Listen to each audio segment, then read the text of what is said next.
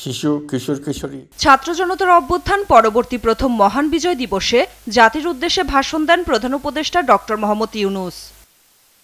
বিজয়ের মাসে দেশবাসীকে ঐক্যবদ্ধ হওয়ার আহ্বান জানান তিনি। বলেন, স্বৈরাচারী শক্তির জাতিকে বিভক্ত করার চেষ্টা সফল হতে দেয়া যাবে না। তারা প্রতিদিন দেশের ভেতরে এবং বাইরে থেকে জনতার অভ্যুত্থানকে ব্যর্থ করার জন্য বিপুল অর্থ ব্যয়ে নানা ভঙ্গিতে তাদের চেষ্টা চালিয়ে যাচ্ছে। পাচার করা হাজার হাজার কোটি টাকা তাদের আয়ত্তে রয়েছে। তাদের সুবিধাভোগীরা সর্বত্র ছড়িয়ে আছে।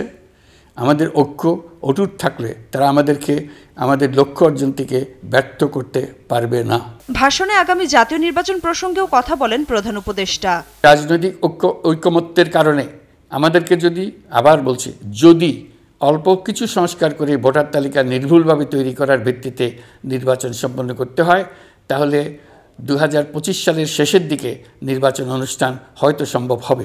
কাঙ্ক্ষিত সংস্কার বাস্তবায়নে জাতীয় ঐকমত্য কমিশন গঠনের কথাও জানান তিনি।